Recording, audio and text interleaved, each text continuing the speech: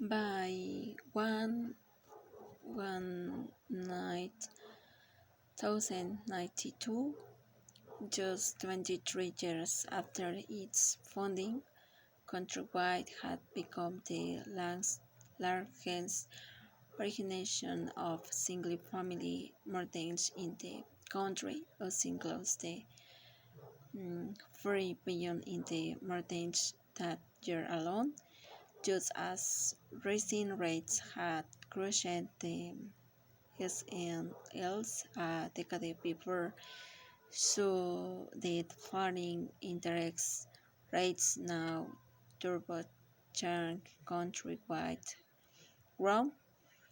Lower interest rates helped more people afford homes, of course, but countrywide began advertising a technique that allowed people who already owned their home to take advantage of lower rates. Refinancing it was called after borrowers didn't just refinance their home, they pulled out additional cash against the equity in their homes for the fiscal years ending in February 1092. Refinancings accounting for 58% of Countrywide's business. 2 years later, they accounted for 75% of its business. Although refinancing allowed consumers to take advantage of lower interest rates, it really didn't have much to do with homeownership. Countrywide wasn't putting people into homes so much as it was making it possible for homeowners to use their homes as piggy banks. During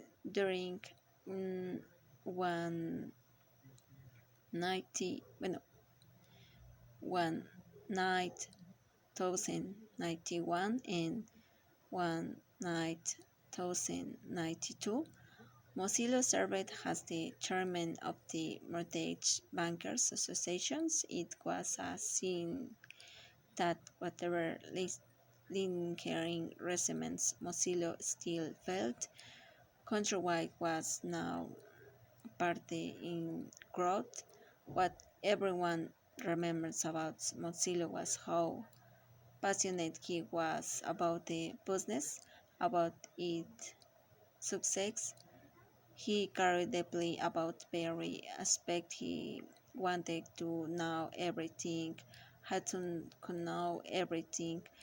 If he walked into a branch and saw that a fax machine was broken, he would stop everything and try to fix it himself.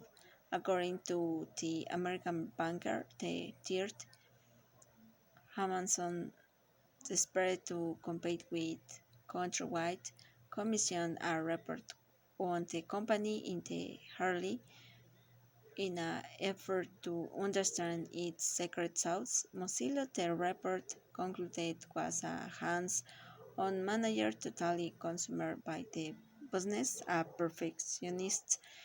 It also said he was a dictator boss who is good now to fire employees the first time they make a mistake. If this wasn't exactly true, longtime Countrywide executives often say that Mozilla Park was worse than his bite was all part of this aura. He didn't trap his employees incredibly hard, or those who succeeded dropped themselves incredibly hard. He was both highly emotional and mercurial, and he operated from his wood. It would be uncommon for to have